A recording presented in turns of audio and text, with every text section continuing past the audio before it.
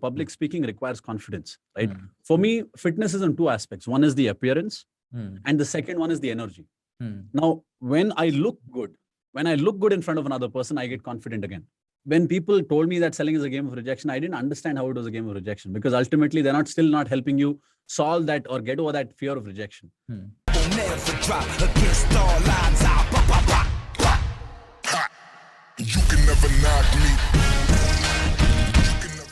So welcome Swastik, and I'm really honored to have you here in my podcast in Justin Talks.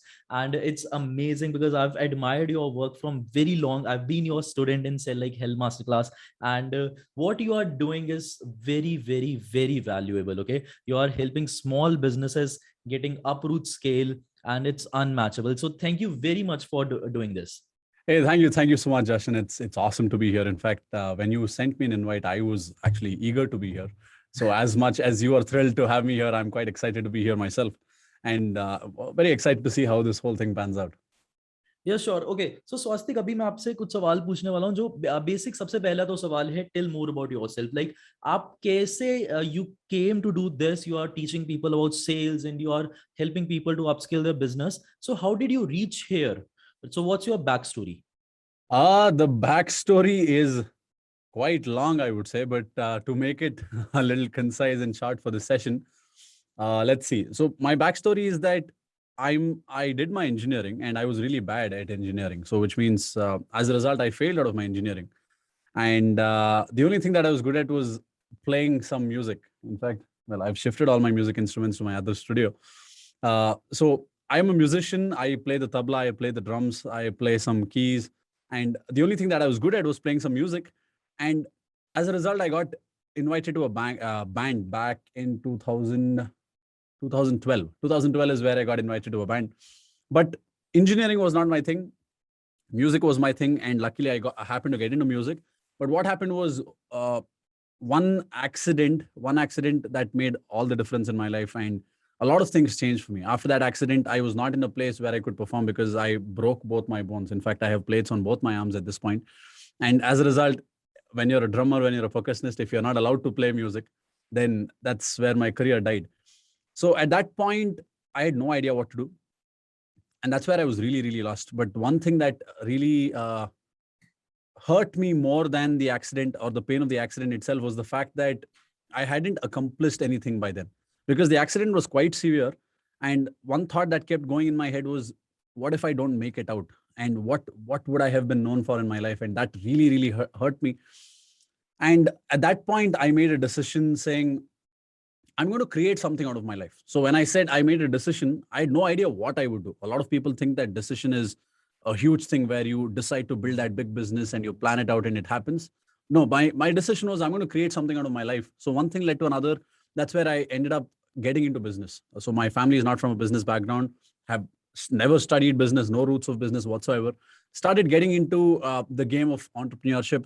Well, started out as a solopreneur, got into interior designing, home solutions, started aggregating more people, more vendors, started putting together teams, started servicing people.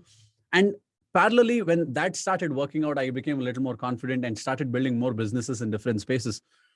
But one thing that did happen was, well, the businesses went to a certain point, and after that, all of them got stuck. I didn't know what to do with them. So there was a point. I had hit one level of income. I had no idea how to take it to the next level. Like a plateau, right? And yeah, a plateau, I would say, my personal plateau. So I had no idea, which means what also happened was I never really found a way to take it to the next level. And a lot of these businesses were cash-driven businesses. And when this demonetization happened, the whole thing went for a toss. So at that point, what happened for me personally was it was a cash-driven business. And I'd already hit a plateau. And suddenly when people stopped transactions in cash, the whole thing went down the lane. And all of these businesses fell apart. So that's where I took up a job. I got into a job, and I got a job as a growth consultant because I had worked in different businesses before. Now I started helping other businesses grow in my job, which was nice. Now, in a span of another year and a half, 2 years, I'm like, I started out, I wanted to create something out of myself, and the job taught me so many things. Honestly, I learned so many things on the job. because I got to look at big businesses. I got to see how these big businesses function and what they do. And I got to see the mistakes that I was personally making, which was a lot of mistakes, by the way. So I learned a lot in my job. And but at some point, that Kida that is there in your head saying, you know what, you need to push yourself, you can do more, you need to do more. And I quit my job. But that point, when I quit my job, it's not just the job that I lost. Parallelly, some bad investments that my dad and I made, we lost about over 1 crore. And that killed everything for me. This is where I went from whatever I had to being quite literally on the roads. I remember going, trying to buy some breakfast here and I didn't have money. And that really, really hurt me. So honestly, so that was the second incident. First was the accident, very painful. The second incident where I went broke was way more painful than the accident. And this is where I didn't have a job and I wanted to do something again. I didn't know what to do. So this is where I started exploring multiple things. And I decided that, you know what, I need to study from people. I need to study successful people, started reading books, started grinding through seminars, workshops, mentoring, coaching sessions, borrowed money. Anybody who called me, I picked up my phone. One exercise that I did, I still remember, is I picked up my phone and I started going through my contacts and I started calling everyone. Anybody who recognized me, I asked them for money. That's how broke I was. I started borrowing a lot of money. And I invested every last rupee into learning something new. And that's where I restarted my life in 2019. And that's how the journey has been from there to, again, back to building a team of about 12 people. In fact, right before this, we're just relocating to a big ass office right now. And I'm quite excited for that. So that's been the journey. Exciting.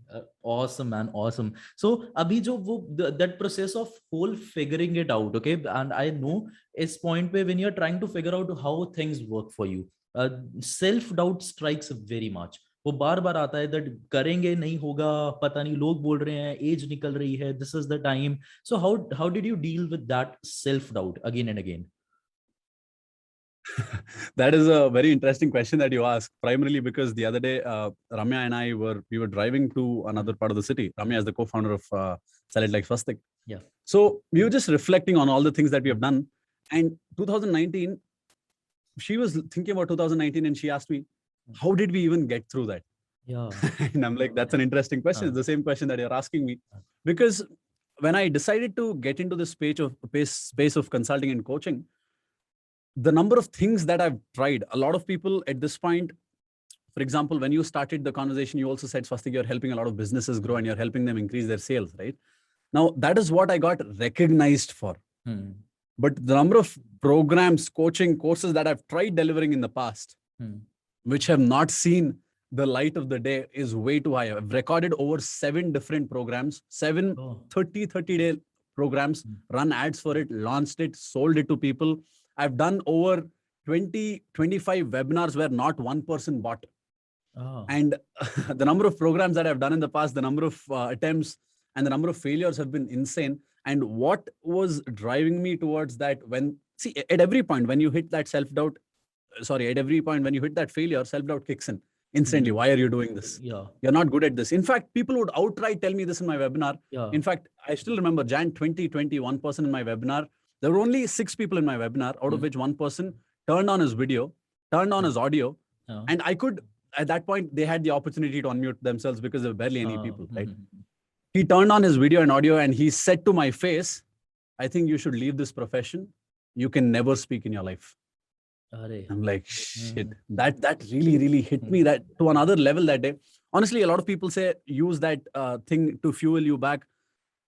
But when it really does happen to you, you cannot use it as fuel. You just get deeply, deeply hurt. And I remember I've gone back home crying. I've cried my heart out. Well, this was not the studio back then. I would sit there in a small table and I've sat there filled with tears that day after the webinar. The only thing that drove me was the fact that I am broke. I have no other option but to do something in my life. Yeah. And the third part was I knew that I could create something despite what happens. Somewhere down, I knew that, I could do something. So just that drive, personal drive that I had saying, I have to do this no matter what, that kept me going again and again and again and again. In fact, in my laptop, I still have the folders that is named failed webinar 1, failed webinar 2. All the recordings are still there. and we look at it at times and we laugh. So that's how it is. Yeah, that's amazing because experimentation जो चलती है एक successful idea के पीछे, people never know, and that's huge part of it. And I think if you look at it, you must be thinking कि हाँ यार इन webinars की वजह से भी I'm here now. They are part of the process, right? So you also teach public speaking, right? Kind of little bit, yeah. Not so much. See, for Ah. my community members inside, I help them with speaking Mhm. because a lot of people ask me, Swastik, how do you speak better? How do you Huh. get better at speaking? How do you work on your voice? What do you do? Where have you learned it from? And honestly, one thing that I've not learned is speaking. And then a lot of people assume that, Swastik, you are a naturally good speaker. And that is also not true. What I learned from was every workshop that I would attend, other than what they were saying, other than taking the content that they were saying, I've made notes on how they sold. I've made notes on how they were saying things. In fact, of course, in a notebook, it's very difficult to write the way they said something, but I would come up with my own creative ways of emphasizing something. You know, if they stressed on something, I would make it in bold letters. I would highlight it so that then I started practicing what they were doing. So I've not formally learned speaking, but it's been looking at another person and trying to recreate that. And that's exactly how I learned sales as well. Yes. So according to you, what's your base, like most important, essential for public speaking? एक ऐसी चीज which is you think the most important for public speaking? One thing that is very, very important for speaking itself is, and first of all, any speaking is public speaking. Right now, me talking to you is public speaking. Yeah. And one thing that's important for any form of speaking is confidence. And now that's a vague statement. I'll also tell you how to get that confidence. Confidence comes from subject matter expertise. When you know your subject well, your confidence kicks in as well. Yeah. Now, here's the thing. This is where a lot of people tell me, Swastik, I'm not really good at any of the subject. And that is also not true. You are good at something. It could be very, very small, but you are good at something. You need to discover what that something is. It doesn't matter how small it is. When you're starting your public speaking journey or your speaking journey, start talking with something that you're absolutely confident about. Because when you know that you know more about the subject than the other person listening to you, confidence naturally comes out. And when confidence comes out, your chest is up, your shoulders are out, and you're out there. So confidence is a key element, and this is how you get confidence, by speaking your subject, doesn't matter how small it is. So that's one of the very key parts of public speaking. Exactly. I agree. I completely agree. So Abhi, jaise, you also, I've seen your stories, you work out a lot and you go to gym. Abhi, I think you're going through fracture, right? So yeah, get well soon, man. Get well soon. Yes, So, yes. It's been killing me. It's been 2 months of not hitting the gym, and I'm like, shit. Yeah, I can completely understand. So how does fitness play a role in your journey, in your life? And how do you manage it usually? The fitness plays such a huge role in my life because one is, again, I told you, public speaking requires confidence, right? For me, fitness is in two aspects. One is the appearance, and the second one is the energy. Now, when I look good in front of another person, I get confident again, right? And my delivery is based on confidence. That's the first aspect. The second aspect is when I'm delivering a workshop for, let's say, 12 hours, 24 hours, 36 hours, like we usually deliver. Energy is something that it has to come from within. It has to pour out and it has to go through you. It has to hit you in the face and you should be like, yes. So our workshops are usually long and I'm standing and delivering these things. And a lot of people even ask me, Swastik, where does your energy come from? It comes from, one is of course seeing them, but the second one is I train to maintain that energy, which means I look at eating right so that energy comes from there. And I look at being energetic. And every time my fitness trainer goes crazy with how much, how much I speak. He's like, Swastik, you're losing weight every time you speak. And it is actually true. When I measure my weight across the 3 days of speaking, I would have lost about 1.5 to 2 kilos. I don't know how that happens, but it just happens because I think there's so much calorie that's being burnt there. So fitness plays a very big role for me because it's the other days that I'm putting myself in shape to perform on those 3-4 days that I do. Yeah, and most of the people think that they have to put in hours and hours into fitness. So how do you manage your fitness and like working so much, speaking so much? So आप कैसे manage करते हो? Honestly, I just came back from meeting my fitness trainer in the morning, and today we were planning on how to restart my fitness journey, considering my fracture and all of that. And I was also telling him that we have to design a system where I work out for a lesser duration and work out with higher intensity, so that I get greater results in a shorter span of time. Hmm. So I'm sure you're the expert here, of course. But Yeah, it completely super works. slow strength training is one aspect that my Yeah. trainer is a very big fan of. And I'm also a big fan of that because it really pushes me. Strength training is my key aspect. Yeah. And the second aspect that I'm going to start working on right now is my cardios, Hmm. because I've not been doing so much cardio. But to give you how much time I spend, I don't spend more than 30 to 40 minutes in the gym. And the second one is during my cardio days, I'm going to be cycling and I listen to some podcasts. So I treat it as more of a learning hour than the fitness. So fitness is like a byproduct of me learning. Hmm. So I enjoy that aspect as well. So that's the cardio space. And when I'm training in the gym, which is 3 days a week, Hmm. that's the current plan that we're working on. 3 days a week, we're going to be doing super slow strength training for a duration of 30 to 40 minutes. So I think, honestly, if I'm not able to take out 40 minutes in a day, Hmm. at least 40 minutes thrice a week, Hmm. then I have a problem in life. Exactly. I completely agree. And मैं बार ये बात बोलता हूँ that if you can't even take 30 to 40 minutes like for yourself and working out for your fitness, then what's the point of doing what you're doing, right? So that's amazing. And I want to understand that, see, we all are humans, okay? I also go through a point in a life where I completely struck by my mental health. So when you're working and you were struggling so much, you were broke, and those time pe, how did you manage your mental health and how are you managing it right now? Honestly, mental health, one very key aspect of mental health is good relationships. Exactly. Now, one thing that people get confused in life is they look at just the financial angle of life. And even when they're looking at the financial angle, they're looking at it all wrong. They're trying to make just enough money. Now, that is a very wrong way of looking at life in general. That's the first aspect. But they only look at the financial aspect, which means there are multiple aspects that cater to the financial aspect. Like you said, mental health is something that's very important. If you lose your sanity, nothing really happens. Every time somebody said, Swastik, you cannot talk to save your life. I had a few people in my life. I still do have those few people in my life, the relationships that I've built, who would pump me back up saying, no, I think you're doing good. You're getting better. You should just keep pushing yourself.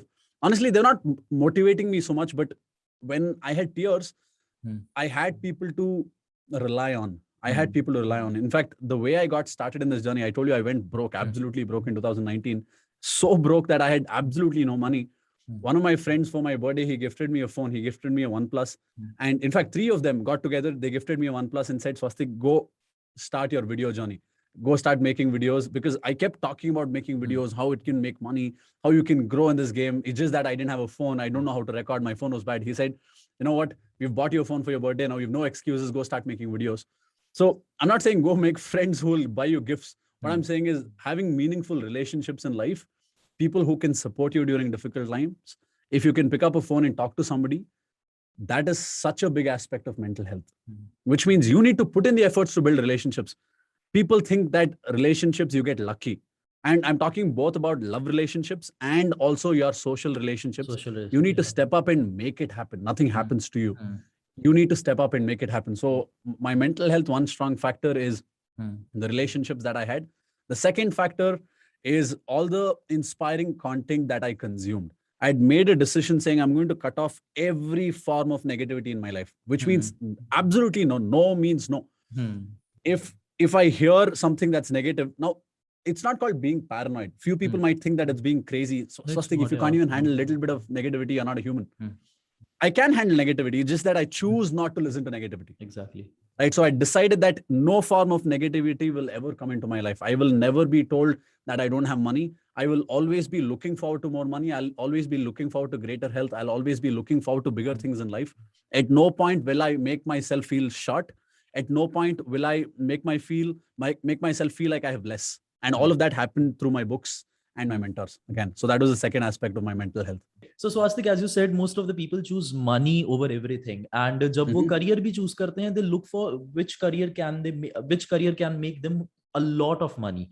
So उसमें they usually go with the wrong careers. So when they want to choose a career, according to you, what other aspects should people look for? So that's an interesting question. It goes back to one of my old blogs that I used to write. It was called I Talk Music. It doesn't exist anymore. The tagline was from passion to profession. I talk music, passion to profession. Now, to answer that question, people go behind money, and as a result, they make wrong career choices. And that's exactly what I did as well. When I started my interiors company, at least back then, I was not really passionate about interiors because I just finished my engineering. I don't have an architecture background again. I just knew that I could put a few people together and there was good money in that business. And that's how I got into it. And if you look at it, 90% of the businesses are started exactly this way. Don't quote me on the numbers here, but it's a vast majority of people who start business for so-called financial freedom. Yeah. So when that happens, the element of passion is missing. After a while, you start getting bored. After a while, you don't want to do more of it. When there are challenges, you don't want to go beyond the normal, this one to, create something. This is where you need to find profits and you need to find your passion as well. You need to see what is it that you like doing. And for that, you need to have the right skills. So skills and what you like doing combined with profits is what makes a great business. Because this is where when you face challenges, you want to go beyond the challenges. This is where you like your customers. This is where you, in fact, love your audience, love your customers, and you really want to serve them and you want to better their lives. So going behind money, I'm not denying that it'll make you some money. It could make you some money. But after a point in time, you wouldn't want more of that. And it'll most likely decline because you're not willing to persevere and push yourself. Exactly. So it's a very short-lived game when you go behind money. Exactly. I completely agree. And I usually tell people that it's not about the car, home, or the luxury you get. It's about the person you become to get that. And that's more valuable. That's your achievement. And okay, so coming back to sales, how to handle rejection in a sale. And when you're completely going through that period, and I also went through a period when everybody was rejecting what I was selling. I was selling a fitness plan and everything. Everybody was rejecting it. So what is your take on that? How can we handle it? So my game, one thing that I tell people is selling is a game of rejection. And it's not something that I've stated. It's there in multiple books, right? Now, back then, when people told me that selling is a game of rejection, I didn't understand how it was a game of rejection because ultimately they're still not helping you solve that or get over that fear of rejection. But I did come across something interesting. I don't know which book or which mentor told me this. They asked me to look at my rejection as me making money. Let me give you an example. And, for everybody listening to this, I hope they take this away. Let's say if you sell to 10 people, let's say you make 1 lakh rupees. For example, every person he buys 10,000 rupees from you, he or she buys 10,000 rupees. So 10 people that you sell to, you make 1 lakh rupees. So which means 10 people is equal to 1 lakh. 10 sold people is equal to 1 lakh. Now for a minute, let me assume that to get 10 people to sell to you, you have to meet 20 people. Now all of these are examples. Now, which means out of 20 people that you meet, 10 people are going to say no, 10 people are going to say yes. Now that doesn't matter because 20 people that you meet, ultimately at the end of meeting 20 people, you make 1 lakh rupees. 1 lakh rupees, right. Which means meeting every person, doesn't matter if it's a yes or no, it's worth 5,000 rupees for you. 5,000 rupees. Right? Now let's say to meet these 20 people, you have to make 100 calls. 100 picked up people have to pick up and you have to answer. They have to talk to you. Out of 100, only 20 people say yes. Let's assume that for a minute. Now, it doesn't matter if they say yes or no. After making 100 calls, you will get 20 people to meet you, which means each call is worth 1,000 rupees for you. Worth 1,000 rupees. Exactly. Now, it doesn't matter if they say no, it's still worth 1,000 rupees for me. Now, for 100 people to answer, let's say you have to dial 200 numbers. And out of that, 100 people don't answer at all. 100 people answer. Every dialed number is worth 500 rupees to you. Yeah. So if every dialed number was worth 500 rupees to you, despite what the outcome was going to be, how many calls would you make? That's amazing. That's amazing point of view. That's as many as possible. And honestly, when I started out, that's how I started again. When I started revamping my sales game, especially when I started doing webinars, earlier it was not show up if you want. It used to be me picking up the phone and calling each person. Every person who dropped a lead, I've called so many people. Every single person, I would follow the same formula. I had a board. I would say, okay, today I've called these many people answered, these many people paid. So this is how I started solidifying my math because I knew at the end, I came up with a number for every person that I dial, this is how much money I make. And I started feeling good about it. As opposed to looking at it as rejection, I wanted to work it on speed. If this person doesn't answer, next number. If this person doesn't answer, next number. So it didn't matter to me if I was getting rejected or not. because selling is a game of rejection. And the minute you make it a numbers game like this, it gets more interesting. So what's your take on tips on most successful sale? Like if you want to make a successful sale, these are core principles you have to look for. For a really successful sale to happen, first, if you ask me, there are 3 phases. That's how I teach, at least. The first phase is you being prepared, which means you being prepared in terms of what should the outcome of the sale should be. What should the outcome be? And not every sales meeting, the outcome is a close. Sometimes the sales meeting are just to get to know the other person. Sometimes it's just to get to know their requirements. Sometimes it's just to present your product and for them to wait. You need to know, and you need to be prepared with what the outcome is. You need to be prepared with as much details as possible on the other person. And you need to be prepared with how you're going to present. That's the first phase. The second phase is the presentation part. Presenting in a way that people are like, shit, I want to watch this person. They should be watching your presentation like they're watching a movie, which means you need to develop this presentation skill. And the third phase, which most people never even get into, is the persistence phase. That's objection handling, asking for money, and following up. So these are the 3 phases of sale, of a successful sale. Most people, they only do one thing, that's presenting. And even that, they do it wrong. Because they think presenting is equal to talking. Presenting is wowing your customer, and that's what you need to build. So वो wow factor जो आता है, do you think it comes through testimonies, more of the testimonies? I think testimonies are really important. Like we sell fitness plans, okay? So testimonies are the most important, but most of the people end up telling about the services they give, about the company, and they don't talk about the testimonies. So what role does testimonies plays in a successful sale? So see, testimonials, they're very, very important because that's social proof. Social proof is a very critical element. And in fact, if you ask me, you should include that as a part of your presentation, or you should even put it out there before they even come to meet you, because they come in the right frame of mind. So one thing is, people buy what other people are buying, because humans are social beings. They buy what other people are buying, which means if they see a set of people buying something, they also want to buy that. If they see a set of people getting results, they also want to get that result. If they see a set of people getting results, they also feel comfortable about doing that. So testimonials are very, very important for sure. And if you ask me, that is also one aspect of a good presentation. So you need to add great testimonials in your presentation to make it a very, very powerful presentation. Exactly. And okay, so I want to bring up another topic, which is I've been working with the company in network marketing, and people are very cynical about network marketing. So why is that, and how can we change the narrative around it?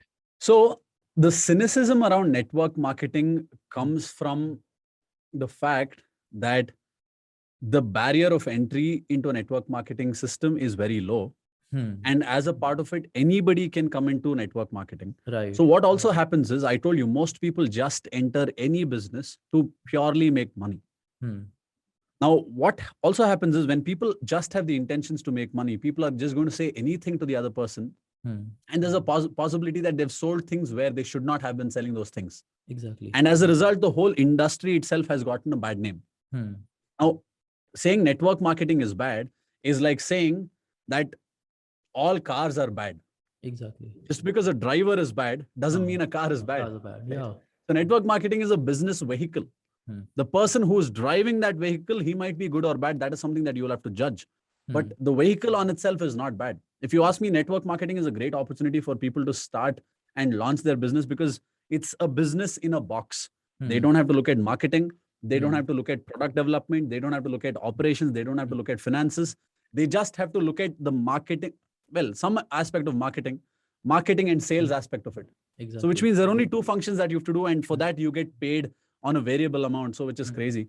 So network marketing is not bad. It's the driver that you need to see. And perhaps a lot of drivers who've gotten into this field, they didn't have the right intention. And as a result, the whole industry has had a bad name.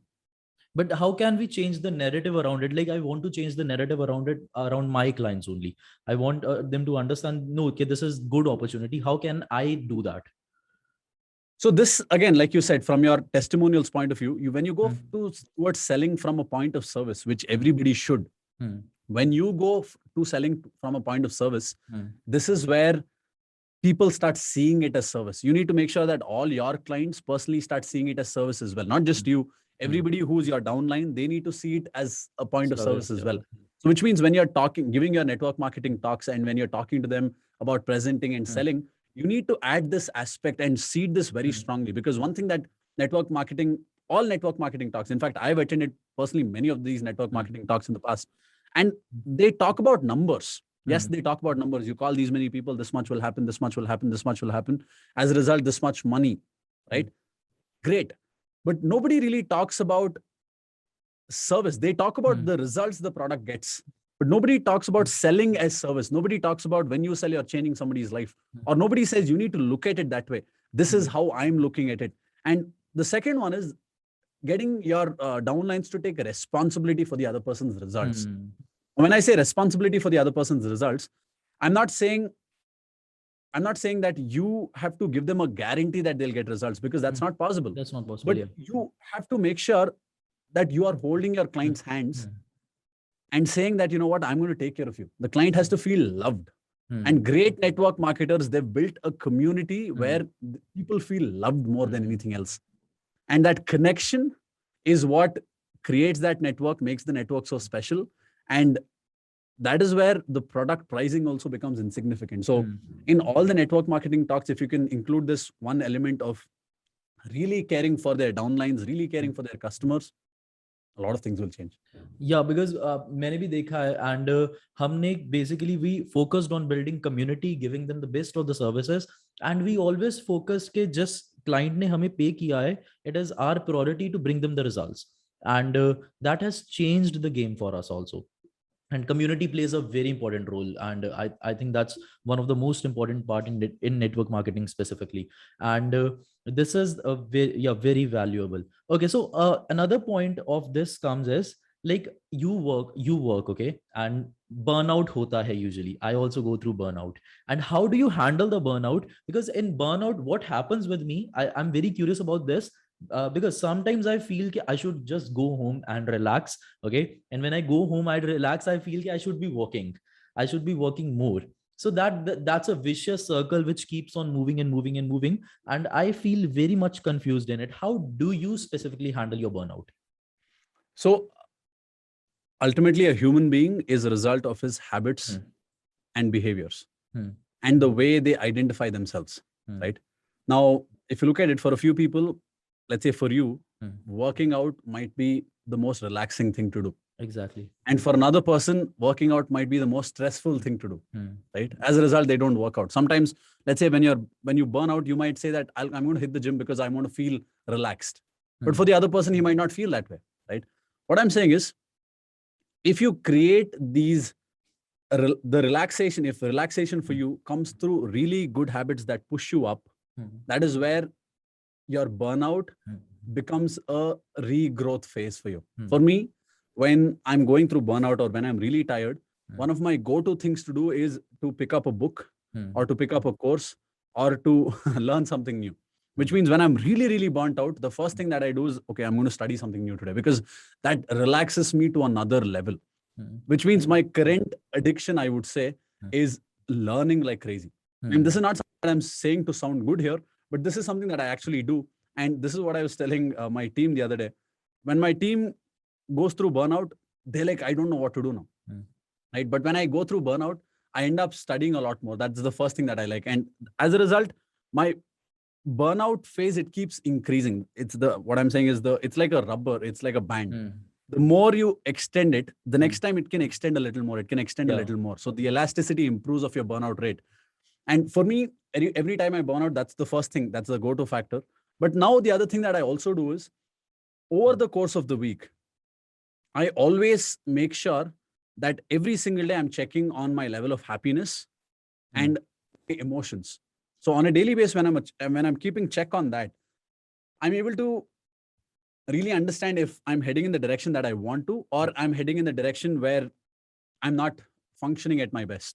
So see, burnout leaves clues. When you're going towards a wrong direction, or when you're going in a direction that's not going to lead to something, it'll leave you clues. Real power is about being able to spot these clues as quickly as possible and redirect yourself. So when I do see that, you know what, in the last 2 days, I've not been as happy as I wanted to be. And when I say I check this out, I rate myself on a daily basis. Like, I how actually do give you myself check, a how do rating. you check your level of happiness It's just about how I feel. It's just about how I feel. In the end of the day, Hmm. one thing that I do is as soon as I wake up, one thing that I note down is what was my level of alertness when I woke up. And there is no right or wrong way to do this. Hmm. It's the way you feel on a scale of 1 to 5 or 1 to 10. How alert do you feel? 7. Okay. First number, just go with it. There's no math to it, right? But over a period of time, you would have defined what 7 is for you. You would have defined what 8 is for you. So the same thing with respect to my happiness when I go to bed. How was my day today? How happy was I today? How do I feel right now when I'm going to bed? I rate myself 1 to 10. And over a period of time, these 1, 2, 3, 4, 5, 6, 7, 8, 9, 10 numbers, it becomes a language to describe how happy you are. When you're starting out, it might not make sense, but you do it for a period of 30 to 60 days, you will know what each of these numbers mean. And if I start seeing that on a consistent basis, my happiness is, let's say, below 7 for 3, 4 days, now I know that I need to do something, because that's where I start seeing, okay, I've been just working. I've not been doing anything else. I've not been talking to my family properly. It happens to everybody. It's just about being able to redirect. The next day you plan an outing with your family, or you plan dinner, or you plan movie, or you plan a play, and then you're back to feeling connected again. So the more you are in check with where you're heading, the less burnout you will have. Exactly. That's amazing. This is going to help me a lot. And okay, so what's your suggestion to entrepreneurs who are just starting, who are just beginning, who are just thinking to start their business in something? So what should they focus most on initially? The first thing before you start a business, check if you really like this first. Don't check, ask yourself this question. Am I just getting into this because of money? Or am I getting into this because I like this? And honestly, this is going to be a tricky answer, because your mind is going to cheat you in multiple ways. It's going to tell you, no, I'm very passionate about it. Right? But really ask yourself this question. Ask yourself this question multiple times and see if you really like it. That's the first part. The second one is, see if you have the right skills that are required to be in that particular business, because every business is going to have a different set of skills. Yes. And there are a few fundamental skills that are required for every business. Ask yourself if you have the skills for it. And if the answer is no to the skills part, ask yourself if you can develop this in a short span of time. Because if you tell yourself that I'm going to develop this in 2-3 years, honestly, with the rate the world is changing, 2-3 years, the skill that you develop perhaps will no longer be valid also. I'm not trying to scare people here, but I'm trying to, make them aware on how quickly the world is changing. See if you can develop that skill in a span of 3 to 6 months. And today, with the access to the internet, you can develop any skill provided you like what you do. So develop the skills, make sure you like what you do, and then go out there. And then one thing that you need to remember once you start is, it is a game of failure. It's a game of failure. It's the number of times you get back up as opposed to the number of times you fall. Because honestly, I don't mean to demotivate anybody here. When you start something, you are going to fall. And when you fall, that is absolutely okay. When you started cycling the first time, you didn't go on a race, you fell down. Right? Doesn't matter how good the cycle was. Doesn't matter how many times you ran it in your head. But when you started cycling, you perhaps fell almost every time. Right? Remember that it's about how many times you get back up. Amazing. I completely agree, because failure is part of the procedure. It's part of the procedure, right? So, okay. So if I want to build a business right now, and as you told, I'm going to check on my values, on my skills and everything. So uske baad, if I want to grow exponentially, like what are the key elements exponential business should have? And I should look for day one कि मेरा business exponentially grow हो आपके हिसाब से.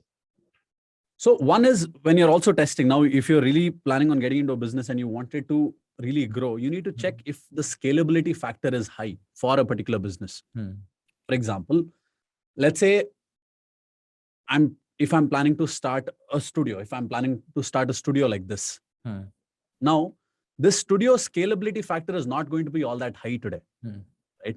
Because the studio can only run for, let's say, 12 hours a day. That's one thing. The second one is people have to come to this location. And if I have to recreate this in another space, I have to find a location. And I also should set it up, and I should have the investment as well. Scalability only comes in when I have enough money to create multiple branches of this, right? So test for scalability. Is this something that you can easily scale? Are the products easily creatable? That's the first thing. Is the product in good demand? And will this stay in demand for a while? Hmm. Yes. The third one is, can I buy traffic into Hmm. this product? Because the ability to buy customers is very, very important. A lot of people ignore this. If you're the person who's spending the most amount of money to acquire a customer, you are going to win, Hmm. provided you have a greater funnel, which means if you have more products to sell in the future, or if you're going to be Hmm. selling recurring products to the same customer, Hmm. you should always pay to acquire customers. It's a very important skill to have. Exactly. So if you can pay to acquire customers, if the scalability factor is good, and if the product is in demand, then all you need to do is put your butt down and start buying traffic and start driving traffic to that space, and you will start growing. Yeah, that's amazing. That's a very nice step. That's a very nice step. Okay, so I also want to ask you, as you told that you were going through this very difficult phase in your life, and you went through the learning procedure. Okay, you learned like crazy. So, what are the best courses that you did on internet or whatever the courses you go through? जो आपके हिसाब से हर इंसान को वो course करना चाहिए if they want to be good in sales and in their business. Honestly, I've done so many courses, and there's no way I can say which course everybody should be doing. If you ask me, everybody should be doing all of them. Yeah. But see, I can tell you the functional expertise that people should pick up, and perhaps a few names in that domain as well. One person has to learn how to sell a product. There is no doubt that a product or service, you have to learn how to sell it. The second skill is the skill of marketing, which means getting people to look at your product. Hmm. That's the second skill that you need, right? And the third one, the skill of managing money and cash flow in your business. Hmm.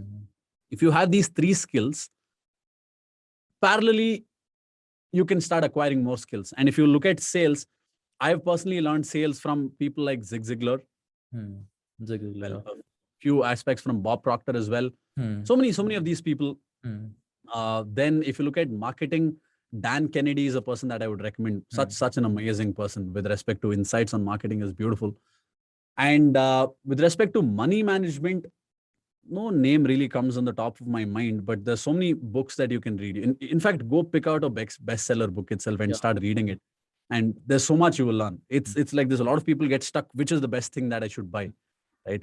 Honestly, when you're starting out, even at this point for me, any book that I buy, I learn so much from it. Acha. Even though the content might be the same, Hmm. the place I am in life is very different, Hmm. right? So the way I am reading the book is very different. So a lot of people ask me, Swastik, I'm researching a lot of my course. What are you researching on? I need to get the best out of the course. Like, go do that course, you will get it. Oh. No, Swastik, what if there is a better course out there? Go do that as well. No, but what if I spend money and then it's the same thing there? Anytime you learn anything from anybody, you will always learn something new, provided you go in the right mindset. Exactly. I completely agree with that. And coming back to books, I'm also a reader, and people usually ask me, how did you develop your habit? So I'm going to ask you, how did you develop your habit, and how are you maintaining your habit of reading? The developing part of the habit, like I told you, it came from desperation. I told you, when I was broke, that's when I picked up the first book. I picked up Awaken the Giant Within. So if anybody asks me which is one book that you have to read, I recommend that for them. Awaken the Giant Within by Tony Robbins. That's the first book I picked up. And it showed me that people go through a lot of shit in life, right? Then when I started reading more books, I'm like, this is a great shortcut in life. Reading a book, honestly, is a shortcut in life, because if Tony Robbins has spent, if is curated, it doesn't even matter. Let's say if somebody has written a book purely by curating information, not a single thought in their mind, they just collected information and put in the book also. That's the greatest thing for you, because they save so much of your time. If you ask me, books, courses, mentors are the shortcuts to life that nobody talks about. Everybody looks at books as shit, it takes so much of my time. Read one book and think about how much time it shortens in your life, how much time it gives you. So when I started going through this journey, that's why I started getting addicted. That's why I call it a growth hack that nobody talks about. So my development, it became a habit because I was learning so much. And as a result of that learning, I got to grow so much. I'm like, shit, why would I ever stop doing this? And including now, every time I'm walking around, I have earphones plugged in and there's a book always playing. Few people are like, Swastik, aren't you overdoing it? See, there are times where I feel like I'm overdoing it. And there are times where I don't understand anything that I'm reading in the book. Those are the times that I stop. It's okay to take a break, right? But now it's become such a big part of my life that it's a very ingrained habit in my life. So how did it become a habit? I started seeing success. And when you see success in something, it's just addictive. So when you're reading something, read a book not because you want to read it. Read a book that will help you solve an immediate problem and take action on that problem. And guess what? When you take action, you will see results, right? Exactly. And when you get that result, you're like, shit, this book was good. Mm. Now read another book to solve another problem. Mm. And now you 3-4 times you solve a problem, you get addicted to reading.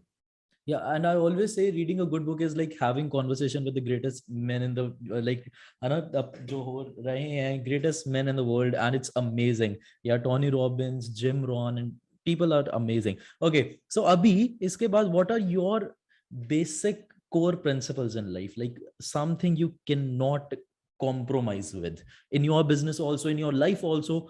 कि इसके साथ I'll never compromise it.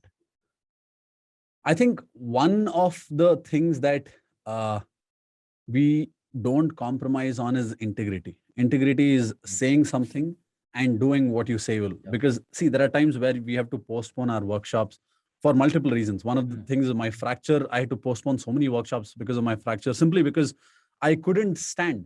Now, that being said, I've done a workshop for 3 days without, with my cast on as well. But one of the things that I cannot compromise is delivering a half-baked solution. So that's something that I cannot compromise on. And for me, that is a very important aspect. When people come into the workshop, they are in that energy, they are going out with that transformation, they are going out with a feeling of I can create something of my life. That's very important for me. So which means backing this one is that integrity. Say something and do what you say you will. And as a result, if I look at it for the last 60 weeks, every Wednesday without fail, I promised people that I'd be live every single Wednesday. Not one day have I missed it. Even when I was in the hospital, I've taken calls from the hospital because that's an element for me. If I say something, I have to do it. So integrity is a very strong value for me. I completely agree with it. And integrity से याद आता है, then when people make sales, they usually tell small lies to make a sale. And why do people do that? And how can they make sure that they don't have to do this? See, people lie because they feel that if they give them the truth, the customer is not going to buy. It's as simple as that, right? If you feel that the customer is not going to buy when you speak the absolute truth, you're going to start putting in small lies or small white lies. What are white lies? Omission. It's lies by omission. Without saying something, when you omit something, if you don't tell the customer something, that's a lie by omission, right? One of the things that I tell people is selling is when you give people absolute clarity in life. Tell them everything, the good, the bad of your product, because every product, irrespective of what happens, there are crazy factors which are good, and there are a few factors that are missing. Outright state that. And this is where a conversation becomes real for the customer also. People don't realize that stating their drawbacks, it gives them sales power. They think that they have to hide the drawbacks. Honestly, if you ask me, stating your drawbacks gives you that sales advantage because now the other person is seeing the whole conversation to be a truthful conversation. Because if you keep telling people this is the best, this is the best, this is the best, the customer is thinking there is something that's wrong here. Right? He's not able to figure out what that is, but they're thinking there's something that's wrong. But the minute you state, you know what, all of these things are good. The only thing is this is one thing that's missing. If this is an important part I would recommend you not work with us. But if you think this is something that you can omit, because we've also omitted this, or we don't have this particular feature, or we don't have this benefit, is because we don't see people using it much. And we didn't want to add this and make it more expensive. So if you state the obvious and tell them the drawbacks, tell them what is missing, it becomes a real conversation and people want to buy that. And now when you state that, you can also give them a comparison. The other person is offering you this, but this is missing. Yeah. Make the whole conversation as real as possible, because the more real the conversation, the more sales you will make. And इसी के साथ जब when people are selling ना, they agree too much with their client. Okay, and like people, they agree all the time कि ठीक है, if you don't want to do this, okay, we'll cooperate with this, we'll cooperate with this, we'll cooperate with this. So how can we make this value in front of our client? Okay, no, you have to go by our rules also if you want best out of our services. How can we set up that like mutual respect while selling? So selling is between two equals. People get it wrong with the statement customer is king. Whatever the king says, you have to say yes. Yeah. Yes. Whatever the queen says, you have to say yes, ma'am. Now, this is where people get it wrong. People put the customer here and they put themselves here. And honestly, people think that this is respecting the client. It's not. Hmm. Even when you place them just in front of you, I'm not saying disrespect the client. You have to respect the client for sure. Yeah. But it's between two equals. Yeah. They have a problem, you have a solution, solution. and it's a match. Hmm. Now, the solution will only come, like you said, when they do a few things that you get them to do. Hmm. For example, right now there's a camera. The problem was my old webcam was not as good. And the solution is there is a new camera that looks really good and it helps the whole background look very nice. Now, if I say that this camera also is not directly going to connect to my PC, it requires another, what is that? Audio card, so many things that are required in addition to this camera. Now, if I say I'm not going to buy all this, there's another way to make this work wirelessly. It doesn't work as efficiently as when it's connected with a video card. Now, if I say I'm not going to follow that, I'm not going to get the outputs. You make that statement. You can use it in this way or this way. When you use it this way, you get the maximum amount of results. When you use it this way, this is going to be the problem. It's between two equals. You need to state what they have to do to get the results, especially in your case, since you're in the fitness space. They have to do a few things. Yeah, they have to. It's not signing up with you for training or signing up with you for supplements is not enough. They have to use it. They have to work out. They have to use it on time. They have to use it with consistency. And state this with confidence. Again, authority is what matters. Authority, when you speak in authoritative tone, when you speak with confidence, when you show them results, when you show them success stories, and when you feel that the product is right, you will step up with confidence. And this is where you need to tell the client that if you're willing to do this, you can work with me. In fact, if you ask me, in your game, it comes to more of a qualification process. You don't sell to everybody. You qualify the people to work with you because ultimately your reputation is at stake. Exactly. Exactly. Yeah. So that's So it's a game of qualification. Yeah, that's we do look people like ek eligibility criteria set karte hain that you have to qualify for that if you want to start. We basically focus most on why you want to start with your fitness plan, and that's a very important rule. And most of the people come like, "Hey, mere bhai ki shaadi hai," yeah, I cannot make a new girlfriend, and these are very foolish reasons, I believe, because as soon as your brother's marriage go away, you have no motivation to work out. You have no motivation to follow your plan. Okay, so why is something very specific we look for. And once we make a sale, what are the aspects of the best customer service we can build around it? Once you make the sale, the first part is eliminating buyer remorse, I would say. What is buyer remorse? When somebody buys something, they paid the money, and after that, they're like, shit, I just spent this money. Yeah. Right? They had something, now they don't have it. Now they have your product, but they're not seeing it that way. They're like, I don't have enough. I don't have money now. I used to have money. Now I don't have money. So the first thing that you need to do is eliminate buyer remorse, which means you need to acknowledge them for buying the product. You need to get them to realize that they made a good decision by spending that money on your product. So that's a very important step a lot of people miss out on. Acknowledging your customer and eliminating buyer remorse.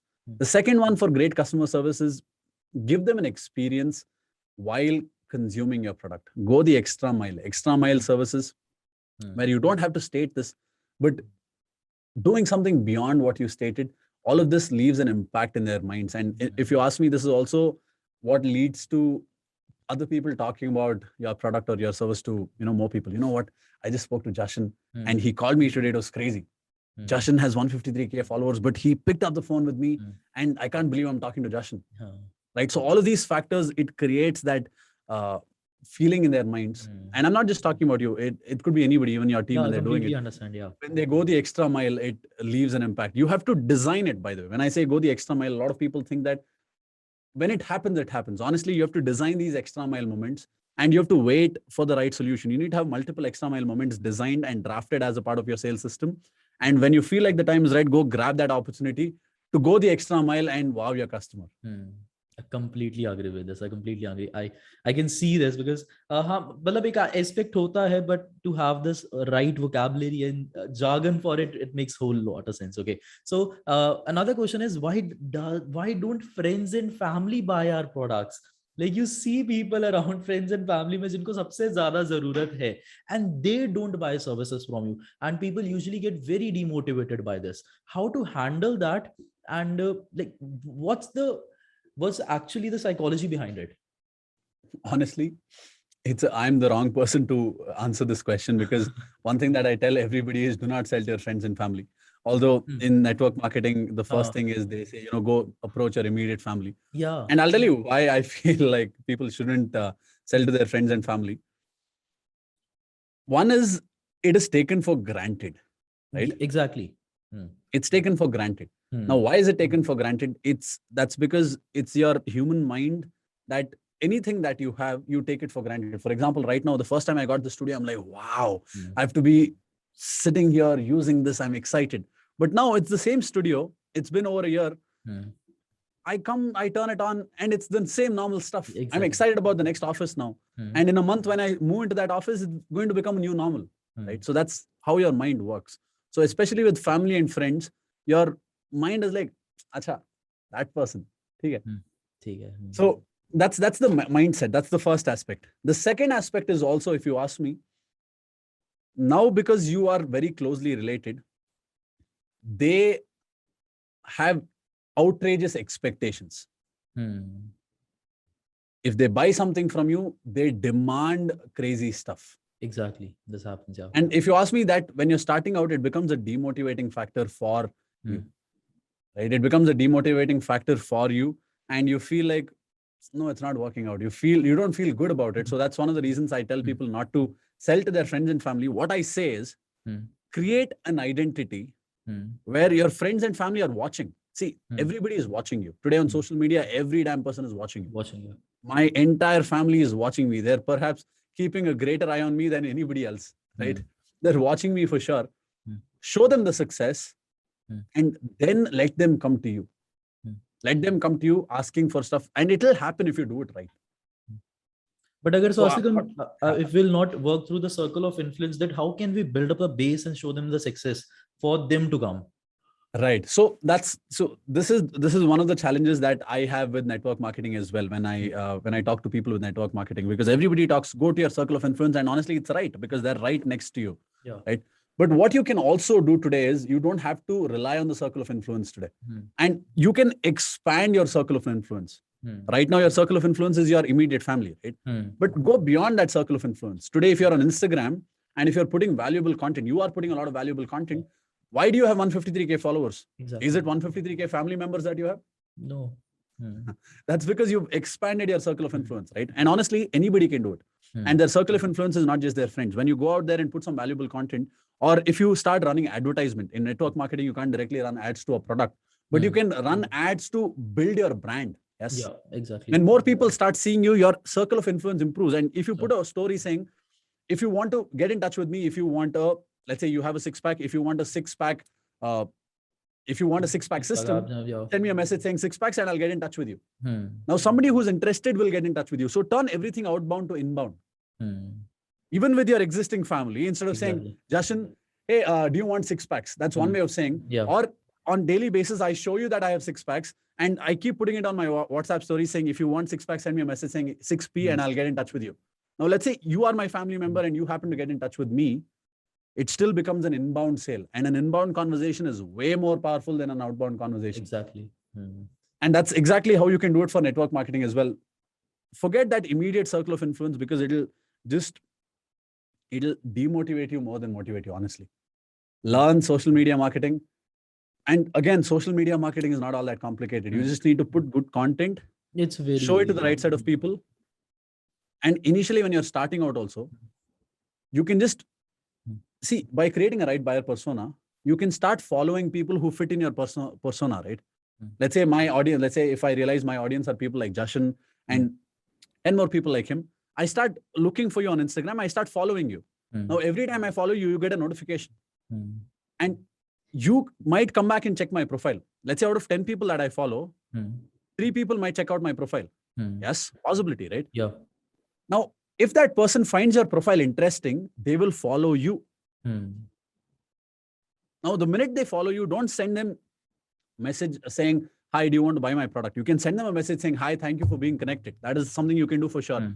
Keep giving value after that. Put more videos on how to build 6 packs.